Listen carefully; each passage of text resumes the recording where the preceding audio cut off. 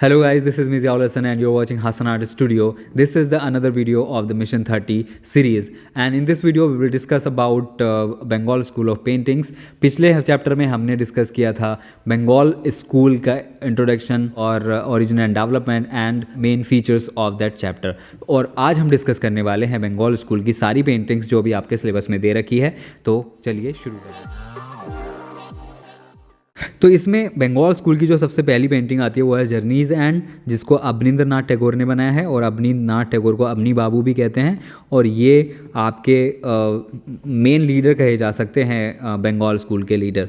Okay, Shiv and सती की बात करें तो नंदलाल बोस ने बनाई है, राधिका की बात करें तो एम आर चुगताई ने बनाई है, मेघदूत की बात करें तो राम गोपाल विजयवर्गीय ने बनाई है। सबसे पहली पेंटिंग हमारी जर्नीज एंड और जिसे बनाया है अवनींद्र नाथ टैगोर ने, जिसे अवनी बाबू भी कहा जाता था, जिसके बारे में हम कई बार बात कर चुके हैं।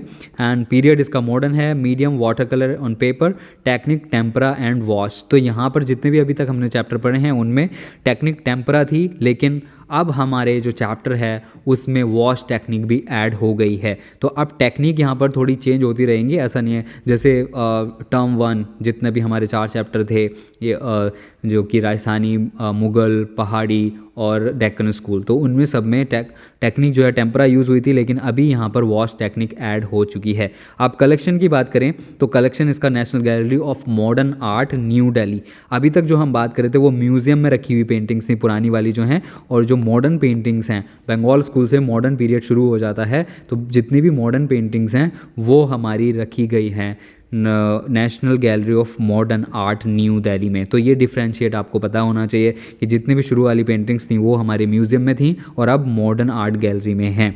सब्जेक्ट मैटर की बात करें कि इस पेंटिंग में क्या दिखाया है अवनींद्र नाथ टैगोर ने या अवनी बाबू ने, तो हम देखते हैं here we can see the loyalty of animal towards his master. Camel clearly shows how his life is about to end after a long and tiring journey, but camel has not yet given up hope and is trying to get up। तो यहाँ पर हम देखते हैं कि जो master है इसका जो ये एनिमल है कैमल, तो इसका जो मास्टर है उसके लिए कितना ये लॉयल है। एनिमल कितने लॉयल रहते हैं, किसी को भी देखिए आप, जितने भी एनिमल्स लवर हैं या एनिमल्स जितने भी पैट सबके घर होते हैं, तो वो कितने लॉयल होते हैं अपने मालिक के लिए, उसके बारे में यहाँ पर बात हो रही है कि वो बहुत ज़्यादा थका हुआ है, उससे नहीं उठा जा रहा है, उसकी हाफ ओपन आइज़ दिखाती हैं कि वो कितना थका हुआ है और उसके अगले पैर जो हैं बेंट हैं, बट फिर भी वो उठने का, गेटअप होने का ट्राई कर रहा है अभी तक भी, तो वो इतना लॉयल है। और आप कॉम्पोजिशन की बात करें कि कॉम्पोजिशन में क्या क्या दे रखा है, तो it is a beautiful painting of camel and is depict the pain of the life through his half open eyes and it clearly shows how his life is about to end after a long and tiring journey and front legs are bent on the knees while his back legs are uprights and red, yellow and brown wash of color given the background a special diffusing effect of the sunset, and he has not yet given up hope and is trying to get up, and the physical features of the camel rendered properly in fine lines and delicate tones।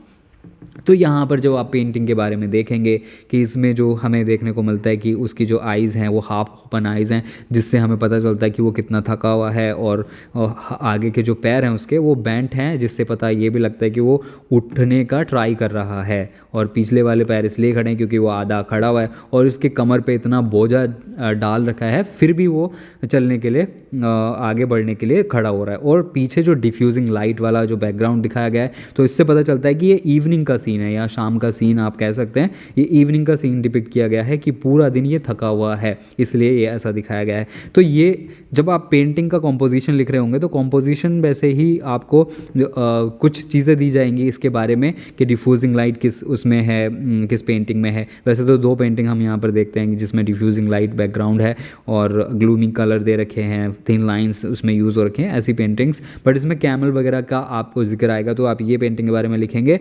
और इस painting में अगर ये 6 marks में painting आती है, 5 marks में painting आती है, तो आपको समथिंग 2 पेजेस भरने होंगे, और इतने जो हमारे पॉइंट्स रखे हुए हैं इसमें तो 2 पेज नहीं भर पाएंगे। तो इसमें आपको अपने वर्ड्स इसमें डालने हैं, अपने वर्ड्स आपको हमेशा हर पेंटिंग में आपको अपने वर्ड्स ऐड करने ही करने हैं, क्योंकि उसमें कई बार दे भी दिया जाता है कि आप अपने वर्ड में डिस्क्राइब करिए उस पेंटिंग को, तो इसे भी आप डिस्क्राइब कर सकते हैं और ज़्यादा, जितना यहाँ पर दे रखा है उससे भी ज़्यादा। अगर अवनींद्रनाथ टैगोर की बात करें, इसमें हो सकता है एमसीक्यूज़ में आपसे पूछा जा सके, या फिर आप अगर आर्टिस्ट के बारे में पढ़ लेंगे तो अच्छा होगा, क्योंकि इनके बारे में भी आप लिख सकते हैं, पेंटिंग में ऐड कर सकते हैं कि उन्होंने बनाई है और वो क्या क्या थे, ये सारी चीज़ें आप उसमें लिख सकते हैं। तो Abanindranath Tagore was seen as a father of nationalist and modernism of Indian art.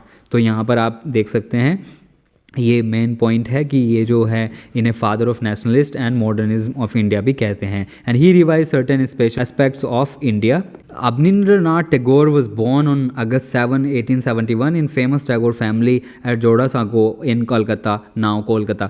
तो ये चीज़ याद रखने की ज़रूरत नहीं है, इसे आप छोड़ सकते हैं कि इनके जो बर्थ डेट्स वगैरह हैं ये अभी तक तो आए नहीं हैं, अभी मैं 5-6 साल से पढ़ा रहा हूँ तो इसमें अभी तक मैंने देखा नहीं है, तो आप इसे स्किप कर सकते हैं। And he gives rebirth when both the Indian art and the traditional were decline due to mis propaganda of the britishers. तो ये चीज़ें जो हैं इंपॉर्टेंट हैं, ये चीज़ आप लिख सकते हैं उसमें, क्योंकि उसने जो अवनींद्रनाथ टैगोर है उन्होंने रिबर्थ किया है इंडियन आर्ट को, जो कि प्रोपेगेंडा फैला रहा था ब्रिटिशर्स लोग, तो उनके खिलाफ एक अपना मूवमेंट चला करके। And Abanindranath Tagore most famous paintings are Bharat Mata, Rajmahal, death of Shahjahan, the evening of life, the forest, coming of night and mountain travellers, Queen of the Forest, a series of 45 paintings based on the Arabian Nights etc। तो ये सारी इन्होंने paintings बनाई हैं। Some important about him, उनके बारे में कुछ और बात करें तो journeys and was the first publish in Prabasi magazine. And Abanindranath Tagore is known as a father of modern Indian paintings. And E.B. Hebel, principal of government college of art Kolkata, offered him to the post of the vice principal of art college Kolkata. तो ये चीज़ें आप याद रख सकते हैं। ये वैसे हमने पीछे जो इंट्रोडक्शन की बात करी थी तभी भी बंगाल स्कूल के, तभी भी हमने ये चीज़ें पढ़ी थी। अब नेक्स्ट पेंटिंग की बात करते हैं, शिव एंड सती। तो शिव एंड सती में क्या दे रखा है, ये है नंदलाल बोस की पेंटिंग और पीरियड मॉडर्न है, मीडियम वही water colour and tempera colour. यहाँ पर थोड़ा सा डिफरेंस है, हमें देखने को मिलता है सेपिया कलर और रेडिश ब्राउन कलर या मोनोक्रोम फोटोग्राफी टाइप। तो इसमें आपको ये भी पूछा जा सकता है कि इसमें कौन से टाइप के कलर यूज़ हो रखे हैं, तो ये मोनोक्रोम टाइप कलर्स यूज़ हो रखे हैं, मोनोक्रोम कह सकते हैं। और मोनोक्रोम क्या होता है, एक ही कलर के अलग अलग शेड दे करके जो पेंटिंग बनाई जाती है वो मोनोक्रोम पेंटिंग होती है। और मोनोक्रोम फोटोग्राफी में भी यही होता है कि एक ही कलर के शेड से वो एक फ़ोटो बनाई जाती है या खींची जाती है। Technique tempera and wash technique. तो और collection national gallery of modern art new Delhi. Subject matter की बात करें तो this painting based on the mythological book famous episode of lord Shiva and goddess Sati. तो इसमें एक फेमस एपिसोड है जो कि एक मैथोलॉजिकल बुक से लिया गया है और ये बहुत फेमस स्टोरी है जिसके बारे में यहाँ पर दिखाया गया है। और आप इसकी स्टोरी के बारे में भी आप पढ़ सकते हैं जिसमें शिव एंड सती जी की स्टोरी दिखाई गई है, वो स्टोरी भी आप ऐड कर सकते हैं पेंटिंग का डिस्क्रिप्शन आप जब लिख रहे होगे या कॉम्पोजिशन लिख रहे होगे। This is the vertical painting and this painting based on the mythological book. This is the most beautiful painting of Nandalal Bose. We can see shades of brown colours here and lord Shiva sitting with the sad face and looking helpless and his hands are stretched and holding his wife who is looking unconscious and behind Shiva's had a light halo in the form of the sun and Sati has been shown laying on his lap and whole composition is smooth, rhythmic and sharp। तो ये चीज़ें वैसे और paintings में भी हम add कर सकते हैं। बहुत सारी यहाँ पर कॉमन चीज़ें आपको देखने को मिलती हैं, जैसे कि पेंटिंग या तो वर्टिकल होती है या फिर लैंडस्केप होती है।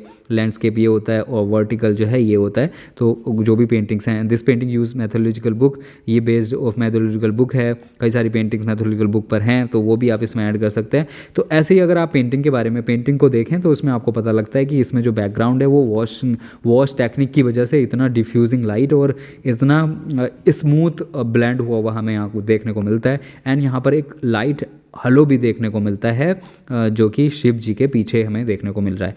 और यहाँ पर उनके हेयर के बारे में बात कर सकते हो कि उनके हेयर कितने बड़े हैं और कहाँ शोल्डर्स तक आ रहे हैं उनके, और उनके गले में यहाँ पर आपको एक बड़ी सी माला भी देखने को मिलती है इसमें, लेकिन पता नहीं चल पा रहा है कि ये इसमें स्नेक भी है कि नहीं है, सांप जो उनके गले में रहता है वो है कि नहीं है। एंड इन्होंने ये नेक्ड हैं, हाफ नेक्ड बॉडी के साथ यहाँ पर बैठे हुए हैं और इनके जो लैप में सती जी दिख रही हैं जो कि अनकॉन्शियस दिख रही हैं और ट्रांसपेरेंट टाइप के इन्होंने कपड़े पहने हुए हैं, साड़ी भी बांधी हुई है यहाँ पर।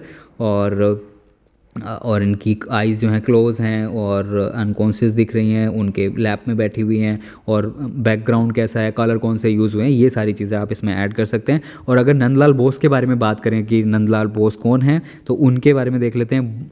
Bose was born at Munger, Kharagpur on December 3, 1883, student of art college Kolkata. ये अबनी बाबू के स्टूडेंट रहे हैं and he assist English mural painter lady हरिंगम।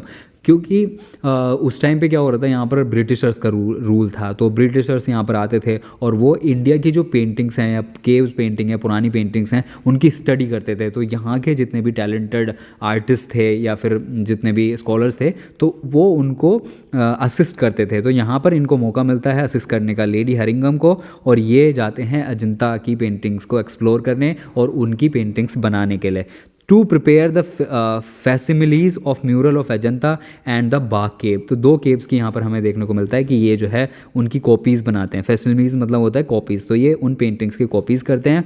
And his famous painting are Sati, Shiv drinking poison, Parthasarathi, return of the Buddha and Swarna Kailash and Shivlok, Sujata, Uma, Veena Vadini, Ardhanarishwar and Vriksharopan, tiller of the soil and mother and child. तो ये paintings इनकी देखने को मिलती हैं जो फेमस पेंटिंग्स हैं। His lino cut man on Dandi march is very famous. इन्होंने एक लिनो कट भी बनाया, और लिनो कट क्या होता है, लिनो कट है एक टाइप की प्रिंट मेकिंग आर्ट होती है, उसमें लिनो कट इनका जो डांडी मार्च है वो काफ़ी फेमस है। And in 1920 he was appointed at the principle of कला भवन। तो ये अवनींद्रनाथ टैगोर के बाद जो कला भवन के प्रिंसिपल बने हैं वो हमारे अवनींद्रनाथ टैगोर के बाद जो हैं हमारे हैं Nandlal Bose. 1961 the government of India honoured him with the embellishment of Padma Bhushan and he work in Indian folk art. तो इनको पद्म भूषण दिया गया था, ठीक है, गवर्नमेंट ऑफ इंडिया से, वो 1961 में। एंड ही वो इन इंडियन फोक आर्ट, और ये वर्क जो है अपनी लाइफ में इंडियन फोक आर्ट पे ही करते रहे हैं। And he influences by Ajanta and Bagh caves mural paintings. तो वहाँ की जितनी म्यूरल पेंटिंग्स हैं उनसे ये बहुत ज़्यादा इन्फ्लुएंस थे, क्योंकि इन्होंने जो पूरी बाग और अजंता की जितनी भी पेंटिंग्स हैं उनकी स्टडी की, और स्टडी करने के बाद उनको कॉपी किया। Gandhi ji invited him to paint Haripura panels for Congress session at Haripura in 1937। तो जो बहुत बड़ा एक कॉन्फ्रेंस हुआ था गांधी जी का, कांग्रेस का कह सकते हैं, तो उसमें इनको बुलाया गया था वहाँ के जो पैनल्स थे या फिर जो टेंट था उसको पेंट करने के लिए। तो इन्होंने वहाँ पर समथिंग 400 पेंटिंग्स बनाई थी, या इनकी टीम के साथ मिलकर के इन्होंने 400 पेंटिंग्स वहाँ पर बनाई थी। एंड नेक्स्ट पेंटिंग आती है राधिका। अगर इसकी बात करें, painter M.A.R. Chughtai, period modern, medium colour, water colour on paper and technique, tempera and wash, collection, National Gallery of Modern Art, New Delhi. Subject matter, Radhika is depicted with the very delicate lines in flexible shape with the great grace. तो यहाँ पर जो हम राधिका को देखते हैं, इसमें जो बहुत ज़्यादा थिन लाइन यूज़ की गई हैं, जो कि इतनी पतली हैं वो ऐसे देखने को भी नहीं दिख पाती हैं, क्योंकि वो लाइट कलर की हैं। जिस कलर की पेंटिंग है उसी कलर के वहाँ पर उन्होंने लाइंस यूज़ करी हैं, वो बहुत थिन लाइन यूज़ करी हैं। And Radhika is one of the Chughtai best work and the subject is based on Hindu mythology and soft and delicate lines have used. She is holding a lotus flowers in both hands. तो यहाँ पर हमें दोनों हाथ में इनके लोटस फ्लावर हमें देखने को मिलते हैं, और यहाँ पर एक बी भी बैठी हुई देखने को मिलती है लोटस फ्लावर पे। तो ये जो पहले लव का सिंबल था वो लोटस फ्लावर को माना जाता था, अभी जैसे कि उसकी जगह ले ली है रोज़ ने। तो पहले रोज़ की जगह हमें लोटस फ्लावर देखने को मिलते थे। Honey bee is also shown sitting on the flowers, ये देखने को मिल रही है। And she is wearing a yellow odhni, red blouse and purple lehenga. And in the background a lamp shade is shown with the burning flame and smoke in a Mughal miniature manner. तो यहाँ पर आप देख सकते हैं ये जो फ्लेम है इसकी, ये और बर्निंग फ्लेम देखने को मिलती है, और यहाँ पर धुआं हमें जाता हुआ देखने को मिल रहा है, जो कि as a Mughal miniature manner में है। And the light and shades of the backgrounds represent the finest high of simplification. तो यहाँ का जो इसका जो बैकग्राउंड है उससे हमें देखने को मिलता है ये कितनी प्यारी बहुत ज़्यादा पेंटिंग है।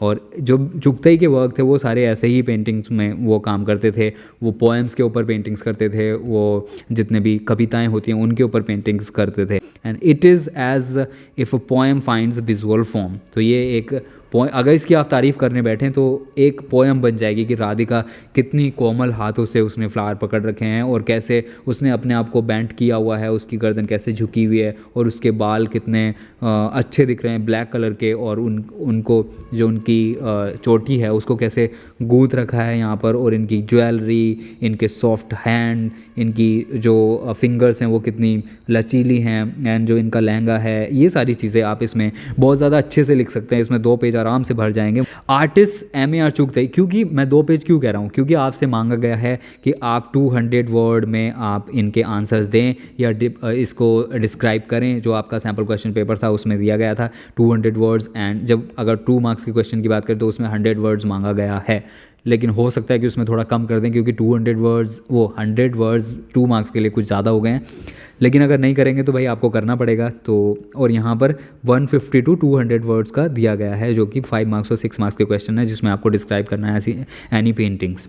आर्टिस्ट की बात करें M.A.R. चुगताई की, तो मोहम्मद अब्दुल रहमान चुगताई इनका फुल नेम है। वॉज बोर्न इन लाहौर इन 1897, और इंडिया और पाकिस्तान के पार्टीशन के बाद ये पाकिस्तान भी चले गए थे। And he was a descendants of उस्ताद अहमद लाहौरी। और उस्ताद अहमद लाहौरी को आप जानते हैं जिसने ताजमहल का जो मेन आर्किटेक्ट था उसके बारे में, तो ये उनके जो है डिसेंडेंट हैं, यानी कि उनके पोते पर पोते या जो भी आगे इनकी एज होगी उसके हिसाब से हैं। And he was also a designer of the Jama Masjid and red fort in Delhi and Taj Mahal in Agra. तो ये उस्ताद अहमद लाहौरी की बात हो रही है कि वो आगरा का ताजमहल और रेड फोर्ट से बाहर जो मस्जिद है उसका डिज़ाइन किया है उस्ताद अहमद लाहौरी ने। And M.A.R. Chughtai influenced by Avanindra Nath Tagore, Gaganendra Nath Tagore and Nandlal Bose, क्योंकि ये उनके स्टूडेंट्स थे तो इसलिए इनको M.A.R. चुगताई जो है इन्फ्लुएंस हुए हैं अवनींद्र नाथ टैगोर से, गगनेंद्र नाथ टैगोर से और नंदलाल बोस से। And he also painted history of the Indo Islamic, Rajput and Mughal world. तो इन्होंने बहुत ज़्यादा पेंटिंग्स इन चीज़ों पे बनाई, Indo Islamic and Rajput and Mughal world.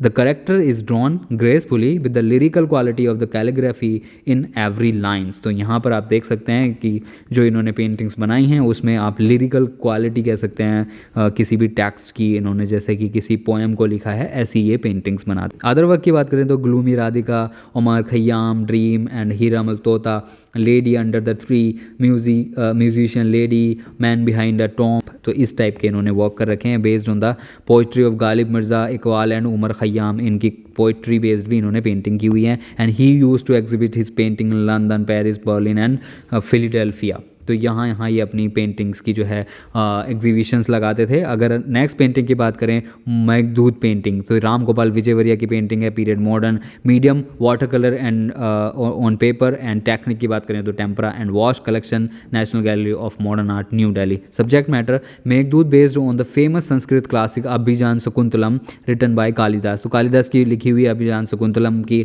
जो स्क्रिप्ट है या फिर उसमें जो स्टोरी दी गई है उस स्टोरी बेस्ड इन्होंने पेंटिंग बनाई है। और ये एक पेंटिंग नहीं है, 70 to 50 पेंटिंग की सीरीज़ है ये, 50 to 70 पेंटिंग्स की ये सीरीज़ कही जा सकती है या है, जिसमें कि 50 to 70 पेंटिंग्स बनी हुई हैं जो कि मेघदूत के नाम से फेमस है। तो यहाँ पर बुक में अलग अलग पेंटिंग दी जा सकती है। तो आप कोई भी पेंटिंग के बारे में लिख देंगे, सब में जो उनका स्टाइल है पेंटिंग करने का वो इसी टाइप का है। The Yaksha is shown sitting in knee down posture in profile with soft smiling face. Profile face है और सॉफ्ट स्माइलिंग फेस है। प्रोफाइल फेस क्या होता है, जिसमें एक साइड से फेस दिखते हैं, वो प्रोफाइल फेस होता है। तो यहाँ पर और ये नी डाउन यहाँ बैठे हुए हैं एंड ये कुछ लेटर लिख रहे हैं यहाँ पर। कंपोजिशन की बात कर लेते हैं अब। Meghdoot is series which consist 50 to 70 painting, series based on the famous Sanskrit classic Abhijnana Shakuntalam written by Kalidas. And in this painting the cloud messenger Meghdoot is shown talking Yaksha's message to his consort during the rainy season. This painting has clear effect of the Ajanta style with the Bengali impact. तो यहाँ पर Ajanta style में जो है ना, ये जो dancing type के जो आपको ये देखने को मिल रहे हैं क्लाउड्स वगैरह, तो ये इसमें अजंता स्टाइल आपको देखने को मिल रहा है, ये अजंता स्टाइल है। एंड बंगाली इफेक्ट जो है इसमें जो इनका ब्लेंडिंग स्टाइल है या फिर जो वॉश टेक्निक है वो इसमें हमें देखने को मिलता है। And the Yaksha is shown sitting is knee down posture in profile which is soft smiling face and he has some wild flowers in his long and thin hand. तो यहाँ पर आपको देखने को मिलते हैं उनके हाथ में जो है वाइल्ड फ्लावर भी हमें देखने को मिल रहे हैं और ट्रीज़ हैं, उनके झरना जो बहता हुआ दिख रहा है और भी बर्ड्स वगैरह भी यहाँ पर हमें देखने को मिलते हैं जो कि आसमान में भी हैं और नीचे भी, और पीछे डार्क ब्लू स्काई हमें देखने को मिलता है। And he is shown including in writing love letter in the midst of vibrant forest site in the lap of the nature. तो यहाँ पर एक लेटर लिखते हुए अब हमें देखने को मिलते हैं। And the clouds full of rain are shown floating very closely to Yakshas as if they were eager to excited and the clouds are looks natural and attractive। तो ये इस पेंटिंग के बारे में है, और आप इसमें और भी चीज़ें लिख सकते हैं जो भी आपको पेंटिंग्स के अंदर दिख रहा है, वो चीज़ें आप खुद से ऐड कर सकते हैं। जब हम आप लोगों को करवाएंगे जो सैम्पल क्वेश्चन पेपर करवाने वाले हैं, 2 4 5 जितने भी सैम्पल क्वेश्चन पेपर करवाएंगे हम, तो उसमें आप इन चीज़ों को ध्यान में रख के लिखेंगे जो मैं आपसे कह रहा हूँ कि यहाँ पर आपको अपनी तरफ से भी पेंटिंग्स में ऐड करना है। तो जब आप लिखेंगे तो आपको प्रैक्टिस हो जाएगी। राम गोपाल विजय वर्गीय की बात करें, राम गोपाल विजय वर्गीय was an artist from Maharaja school of art in Jaipur Rajasthan. Asit Kumar Haldar was the principle of Maharaja school of art in Jaipur. तो ये जो असित कुमार हल्दार थे वो यहाँ पर प्रिंसिपल थे महाराजा स्कूल ऑफ आर्ट जयपुर में, और वो असित कुमार हल्दार जो हैं वो अवनींद्रनाथ टैगोर के स्टूडेंट कहे जा सकते हैं। And the artist Shailendra Nath day whom he considered his Guru. Shailendra Nath day को ये राम गोपाल विजय वर्गीय जो हैं ये एज अ अपना गुरु कंसीडर करते हैं। And he was also poet and writer. तो ये राइटर और पोएट दोनों ही हैं राम गोपाल विजय वर्गीय की बात करें तो। And he work as a principal of Rajasthan Kala Mandir and Rajasthan school of art 1945 to 1966। तो ये इन्होंने as a Rajasthani school of art का principal and the Kala Mandir Rajasthan art के दोनों के प्रिंसिपल एज अ प्रिंसिपल काम किया है। ठीक है। And he was influenced by Ajanta and Rajasthani paintings and his work is great source of inspiration to the generation to come for the extraordinary contribution to the world of art. तो इनका जो contribution है world art में, तो उससे जो है हमारे जो जनरेशन है, जो नए कमर्शियल आर्टिस्ट हैं, वो नई चीज़ें सीख सकते हैं, मतलब पुरानी पेंटिंग से नई चीज़ें सीख सकते हैं। And he was awarded the Padma Shri in 1984 by the government of India. तो ये था इनके बारे में, और आगे क्वेश्चन एंड आंसर सीरीज़ का भी हम देख लेते हैं नेक्स्ट चैप्टर में। तो आज की वीडियो में बस इतना ही। मुझे लगता है आपको ये समझ आया होगा। अगर समझ आया तो लाइक कीजिए, चैनल को सब्सक्राइब कर लीजिए ताकि ऐसी वीडियोज़ आपको मिलती रहें आने वाले टाइम में। तो आज की वीडियो में बस इतना ही। Thank you for watching.